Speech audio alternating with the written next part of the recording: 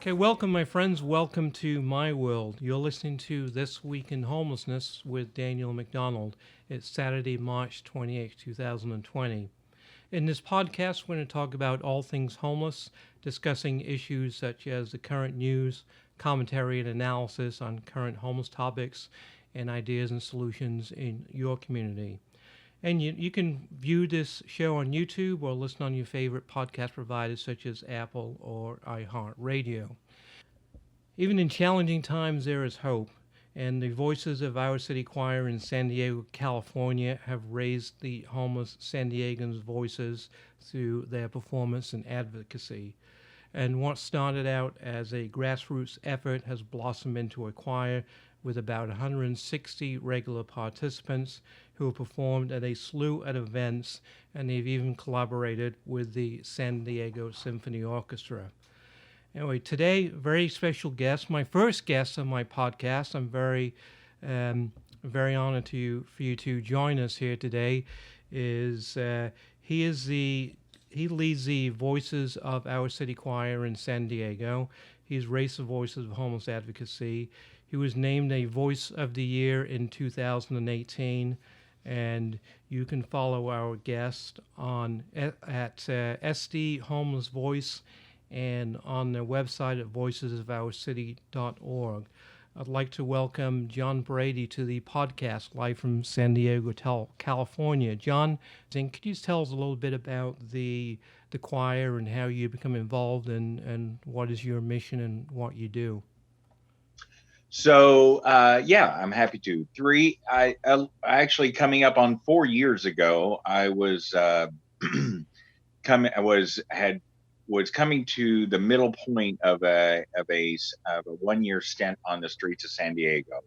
I had come to San Diego to purchase a boat. I'd lost it in a storm and had issues with depression and addiction, and ended up on the street for a year. And I had a pretty amazing life up to that point, and I really had paid a substantial amount of taxes into the system, and honestly was stunned at how little we're doing for people that are suffering on our streets. And I still continue to be frustrated to this day.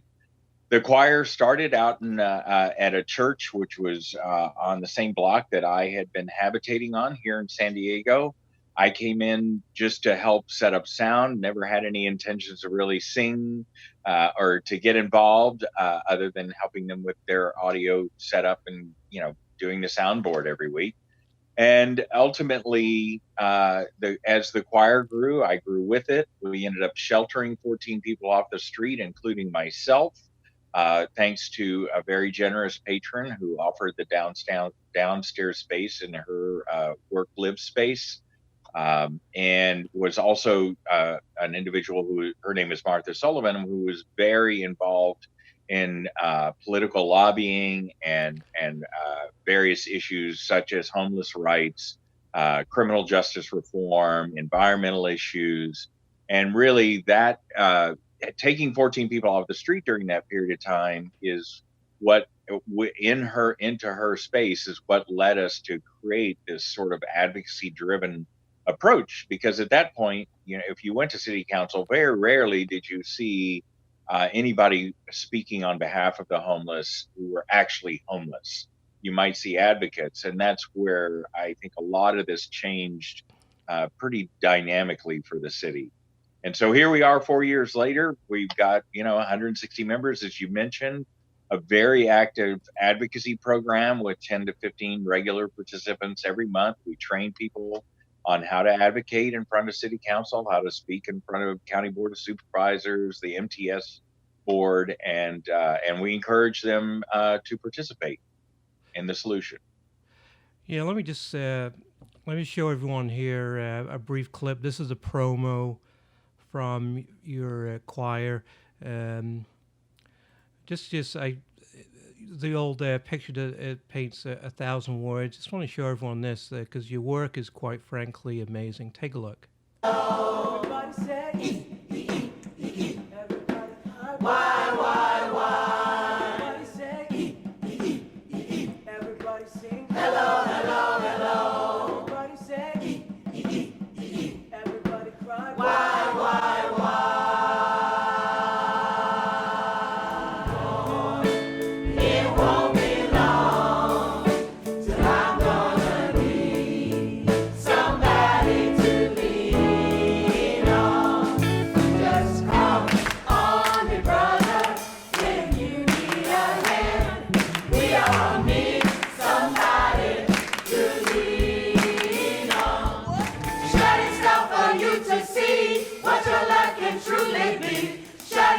for you to see what your life can truly be. Shining star for you to see what your life can truly be.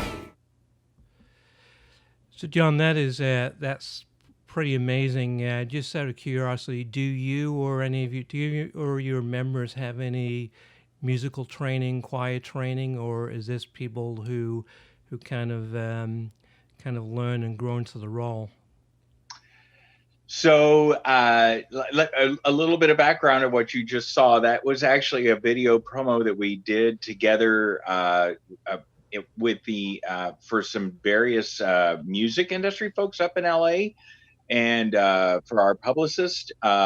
We to answer your question, we have people with all different backgrounds. So not only does our choir comprise of people who are currently living on the streets, we also have people that I think they've meant the number in that video was 50 some odd people, or 48 people. Currently, we're close to 60 folks that have gotten off the street. So people that are in shelter but still living on the edge or in poverty.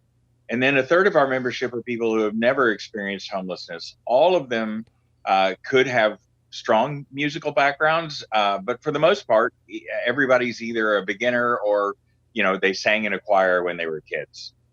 So that was myself. So really, we come in, we accept people. There's not like an audition process. Right. We accept people where they are and invite them in, and then we teach people how to sing and harmonize using we don't read music. Most of the choir members don't read music. We actually teach in a way that people learn music without having to be able to read it. Yeah, no, your work is amazing. How did being in the choir, how is that, what is the link or what is the process of your members? How do most of them get off the streets? Do they, So is it through jobs or housing, or how do they do that? So basically, if Steph were here, she would tell you. Steph is one of the co-founders of the choir, and she's now our executive director. And she would tell you that when the choir was started, it was simply, she was a musician, and she and another choir director and the pastor at the church where we rehearse were both were all three active doing outreach on the streets. She and our co-founder met. They decided, and the pastor offered his space as a place to rehearse every other week. Never was it intended to become a not-for-profit, and certainly our business plan at that point, if there was one, was not to create a social services agency to the level that we did. It evolved into that. The advocacy evolved naturally as we began getting people that were in our shelter into more permanent housing situations. We started providing food delivery and case management, because we needed case management to assist the process with our other service provider partners to get people through the system, because it's very complicated and bifurcated, and they're just so we found that we needed to walk through our membership. So anybody can come in off the street. Everybody's welcome, sheltered or unsheltered, whatever your socioeconomic situation is. And after people become comfortable with this, if they are unsheltered on the street or struggling, they can actually sign up for our case management services that we pay for out of the performance fees and our fundraising. And we will walk with them through the process of recovery. And that includes staying with them through after they've been placed into housing. So we become sort of like a family network and social network for folks who are homeless, recovering from homelessness, returning to work. We're a source of encouragement and light for people that really don't get that one-on-one love. Yeah, could you describe your own episode of homelessness, what that was like, what you went through, kind of some of the challenges you have out there in San Diego when you're on the streets? So, things are quite different now from the period of time that I was on the streets of San Diego. I actually say quite frequently in front of city council and in public in public spaces that if I was on the streets now, as opposed to then, I'm not sure I'd still be with us today.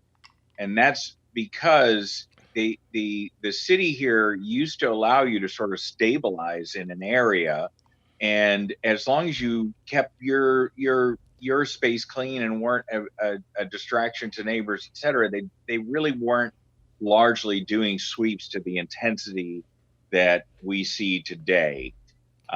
So it was reasonable, but it was also still challenging from the perspective of, you never knew whether or not the police were going to roll up on you in the morning, early in the morning, and write you a ticket or tell you to move on. And the never-ending question of, well, where do I go? Of course, could never be answered because they can't tell you where to go because we don't have a place for people to go.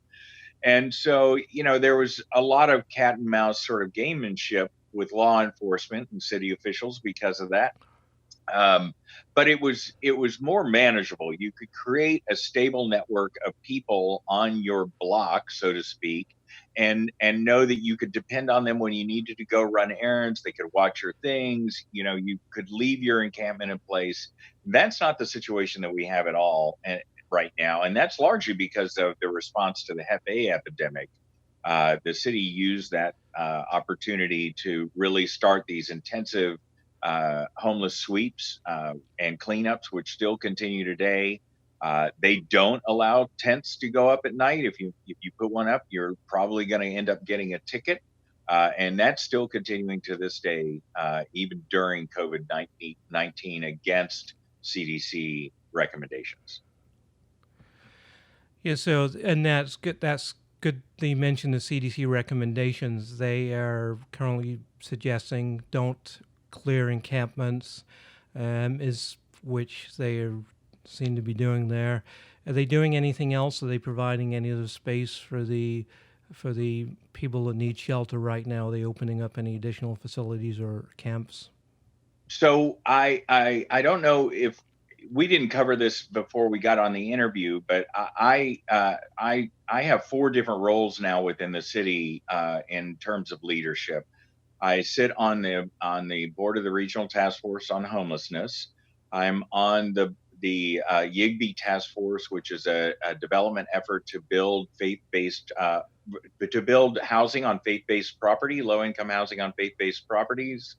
I am also on the homeless court steering committee, as well as we created the city of San Diego created a homeless plan, and I'm on the leadership team working with the mayor Nathan Fletcher's office, as well as the regional task force, to implement that plan over the course of the next 5 years.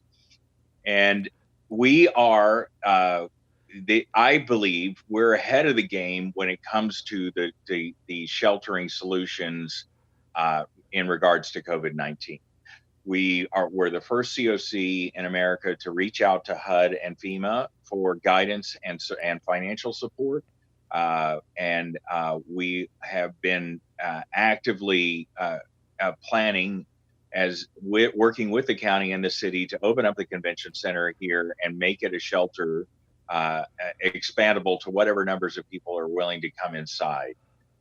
Where we've not done a good job to date is with our enforcement policies. We're still, sleep deprivation and the ability to shelter in place, as opposed to continuously wandering around the city because you're forced to do that right now, is really creating a high risk situation for our unsheltered population. We do have a number of hotel rooms and more coming online for people that are in high risk categories, over 55 with a pre-existing condition, or over 65 with or without a pre-existing condition. But we don't have enough of those resources online yet. Although we're moving, I believe, as quickly as humanly possible, because of course, when you bring on those resources, you have to provide food, you need to provide nursing services, you need to provide case management. You can't just throw somebody into a convention center or a hotel room and say, wash your hands and say, I'm done. Yeah, do you see any kind of parallels or with COVID-19 and Hep A. San Diego was hit very hard with hepatitis A. There were many fatalities. Here in Florida, where I am, we had an outbreak. It's not quite as bad, but were any lessons learned from the Hep A out, outbreak in San Diego with COVID, or was it apples and oranges? What do you think about that issue? Well, so I guess you could say on the plus side that it's interesting. We had just started winding it down and removing most of the wash stations and portable toilet systems that we'd put in place for the homeless population. But the good news, when COVID-19 evolved, we had the system in place to procure it, so we were able to very quickly get those back out on the streets. And in fact, we're adding more than have ever been available.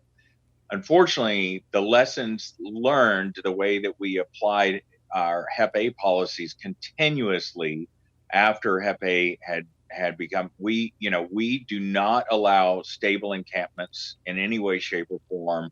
We're very aggressive with our sweeps here, both on city, county, and state land. And unfortunately, while those camp cleanups and policies were really, really good for Hep A because of its particular transmission properties, it's not for COVID-19. We should be allowing people to stay in place wherever they are, and encouraging, using this time to educate people, because unlike Hep A, which a lot of people, it's a known and people were aware that it was a threat in the community, COVID-19 is an unknown known. And right now, instead of using, with this COVID-19, we've seen a 20 to 40% staff reduction in outreach and shelter staffing, because people are out or in high risk categories. And so really the only consistent force out there engaging is our police department. And instead of being out there educating and building trust, we're still writing tickets for people leaving their tents up and clearing encampments and doing a lot of stuff that's creating further distrust. And this isn't the police. I don't believe for 1 second that the police want to be doing this. This is being directed by our leadership within the city. Does your police have any, like what I do is homeless outreach, does your police have any that do outreach or try to find solutions rather than issue tickets and et cetera? Yes, we do. We do have a homeless outreach team. Unfortunately, in our situation, and I'm not sure what it's like in your city, but they drive around in pretty much the same vehicles, even though they say hot team on them. They're in the same uniforms. It's not, there isn't a relationship of trust. And quite frankly, right now, those hot teams don't have, we've shut down incremental access to our shelters in large part because we're getting ready to transition over to the convention center, and because we've got to reduce density in our existing shelters, because it's way too high. And if we have a coronavirus outbreak situation, the risk of transmission is incredibly high, given our numbers a week ago. We've already taken significant steps to reduce the density in our shelters by expanding a couple of other situations. Yeah, because just to briefly explain what I do, my role in homeless outreach in my day job is basically solving problems. Most of the time, the problem is lack of housing. But I have a saying that unless you confess to the Lufthansa heist or the Great Train Robbery, I'm not taking to jail. My job is to Right. assist the homeless. I haven't made an arrest in 8 years or written a ticket. So if you look at traditional police metrics of performance, I'm a bad cop. But my role is it's all or nothing, and we experimented with that when I started. That it's all or nothing. You can't be Monday, Wednesday, Friday. I'm issuing tickets and clearing encampments. But on Tuesday and Thursday, you can contact me, and I'll be glad to help you. It's got to be one or the other. I'd like to see Right. more agencies And I think that doing our that. homeless outreach team is largely that, but unfortunately, they are not the leading source of contact with this population. And and so we don't have that. I'm happy that we have a homeless outreach team and they're doing it, and that they're doing the job that they're doing. But right now, personally, I feel like, all of our police contact should be educational, and we should be following the best practices, which we're not. And Right. and so there's a lot of desperation. I don't know. You mentioned that you're already out there. I mean, we're seeing. We do so. The choir has stopped our rehearsals because of the requirements that are in place around gatherings. Normally we'd have 80 to 100 people on a Friday, and well, obviously we can't do that. We have moved those online, but we also have started a nutritional support program in alliance with the San Diego Food Bank, and we've expanded that to 3 days a week now. Typically, we used to deliver 500-600 pounds of food a week. We delivered 5,000 pounds of food this week. People are starving on the streets because a lot of the traditional organizations, churches, and just individuals that went out on the street and provided food and sandwiches and toiletries have withdrawn from providing those services. And b, homeless people have our unsheltered population knew where they could go: the back of a grocery store, the back of a restaurant, to dumpster dive for food that was tossed out at the end of the day. Well, that's gone. Panhandling's gone. So people are really really struggling on and hurting on the street right now. So we're trying to fill in the blanks. We are also providing a phone charging station 7 days a week from 10 a.m. to 2 p.m. Because libraries are closed, Starbucks is closed, all the places that people used to plug in their devices don't exist anymore. And so we were finding our choir members and other unsheltered on the street couldn't stay in touch. So we're providing that service as well. Yeah, could you talk about the phone charging station? I'm going to show it now here, and how did that come about, and how did you implement that? Well, so, as an advocate, as an advocacy organization, we identify areas where there's problems and we speak to it, but where we can, we try to step in. And in this instance, once it was recognized, the same person that actually opened up her space to a shelter, Martha Sullivan, reached out to me and said, I'm thinking about doing a mobile charging thing. And I said, well, we're really not using the space where we rehearse in like we used to. Let me see if we can just do something fixed there so people could come every day. So she got it started, and did the first couple of days, and then we took it over in cooperation with the church, and now we offer it. People can just drop off their devices. We don't allow people to hang out because we've got to maintain social distancing, but they can drop off their devices, they get a ticket, and come back by 2 p.m. and pick it up, and hopefully it'll be fully charged at that point. That's a great idea, and that's definitely I'm running into the same issues here in my community where I work. Is nowhere to go, nowhere to plug in. Food is definitely Right. a big issue. So, kind of looking fast forwarded to, if you had a crystal ball and you could look into the future, which none of us can, but do you see this helping advocacy for the homeless, bringing more solutions after this is all over and done? Do you think we'll go back to the way it was, or do you think there's hope for real solutions in the future? What's your opinion on that? So that's a really interesting question. I should say that I've been following COVID-19 since mid-February or mid-January, and was alerting our not-for-profit that this was probably coming our way and going to have some pretty serious impact on our community and our operations, and it has. It's affected us. I didn't get to mention up front that half of our operating budget comes from performance fees. Uh, we've had to cancel about $25,000 worth of revenue performances, and of course the associated donations that would have come at those performances. So that's been problematic for us, but we're we're being allowed to repurpose some grants on the ground.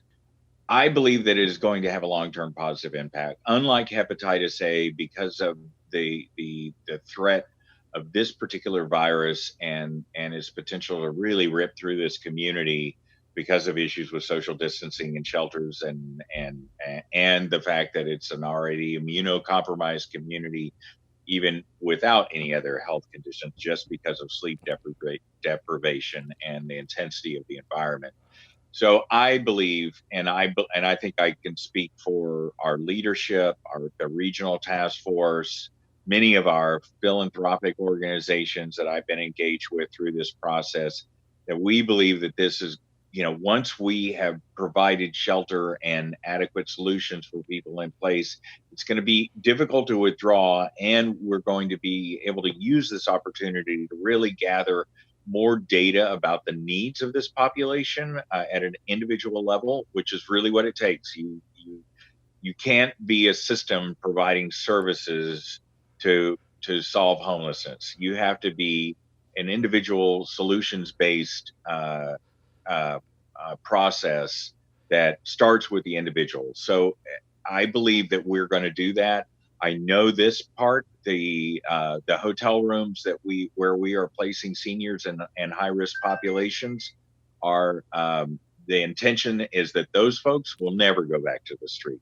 Now, I don't know how that's going to move forward and what that solution is going to look like, but the goal is, if we put you in a hotel because you're over 65 or have a pre-existing condition and are over 55, that we not return you to the street. So that's a positive. And I think that, I believe we will identify that we are much better off sheltering this population than having to spend money like this, or creating, the risk environment that we have by allowing people or forcing people to live on the streets. Let's just be honest. Right, and now people are looking to you. You're a leader in San Diego. Did you ever think you would be in this position where people are looking at you for solutions? How did you become an advocate, and how did you kind of get so involved in San Diego? So when I first became unsheltered and started working with a therapist and a psychiatrist at Father Joe's clinic here, it's funny because, like many people that are on our streets, I was angry, frustrated, depressed. I had attempted suicide 3 or 4 times by that point in time. And, I didn't see a future. And as I started working with my therapists and psychiatrists here, one of the things they said at that point 5 years ago was, "I see you becoming an activist." And I thought to myself, "Oh, right. That's not happening." And so sure enough, here I am, doing this work, really, really aggressively. It's a full-time profession for me now. In fact, most recently, the choir just, I had a number of different hats that I used to wear. I used to do all of our operations and production work, as well as set up our accounting system and sort of operated as a CFO. And gratefully, just before this all happened, I got refocused entirely on advocacy and outreach. And I'm really, really happy with that role. That's allowing me the time to engage with folks on the streets, to increase our food bank services during this time. I am trying to be the best source of information to other advocates and on Twitter and Facebook. And I'm also doing my best to to recognize our successes and hold us accountable where we are weak. And so I don't see this role diminishing for me anytime soon.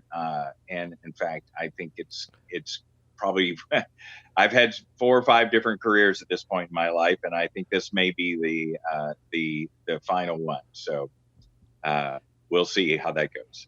Yeah, it's like me. It's I wish I had this profound story of how I started working in homelessness, but it was my boss stopped me in the hall one day. Want to start a homeless outreach team? Well, sure, why not?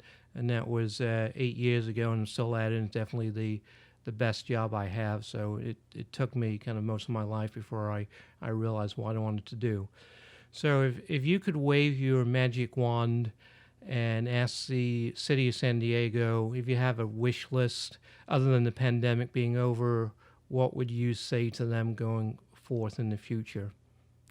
I guess the good news is that in California and within the city and the county here in San Diego, we have, I believe, there have been many plans in the past, and long-term advocates point that out. And I try not to be Pollyannish, but I do sense that the tides are changing here, and that we're seeing changes not only in leadership but attitudes and perceptions of our approaches to the unsheltered community.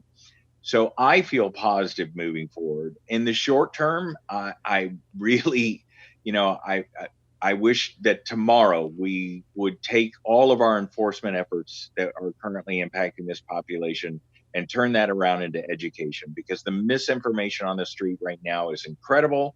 Our policies toward this population, by forcing them to break up at camps every morning, move around, are creating not only medical issues and exacerbating medical issues, but they're creating, making this a population a massive vector by forcing it to mix and mingle and continuously move around, as opposed to delivering services in place where they are. And so I see that as high risk.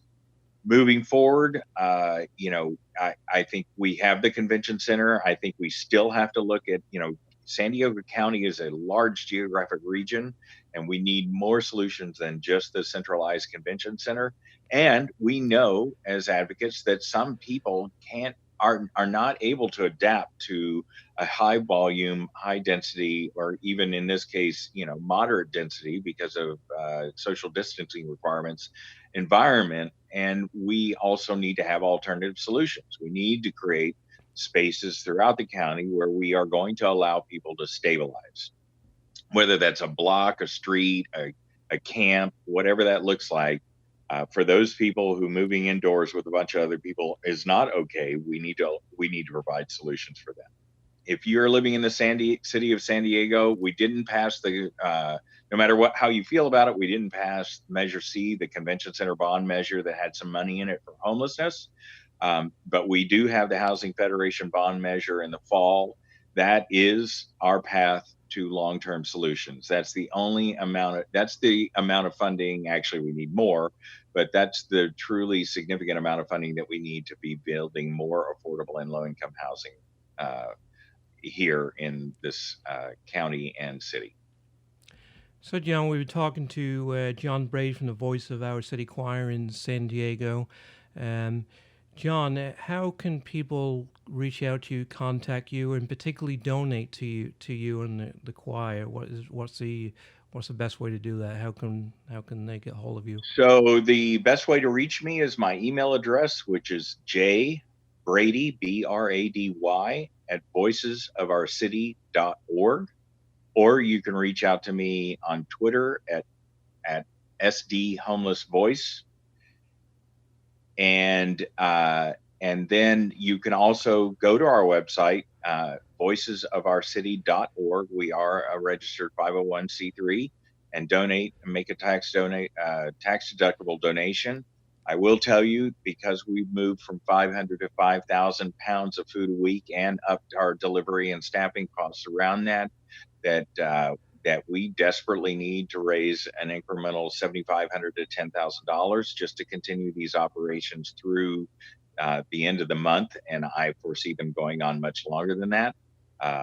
So if you can make a donation during this period of time to help our unsheltered community here in San Diego, please do. We would greatly appreciate it.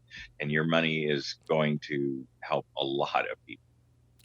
All right, John. Yeah, I really appreciate you being on the podcast today. You're my very first guest. I hope it wasn't too painful, and No. we appreciate your time and being with us today. Any final thoughts or anything to pass along?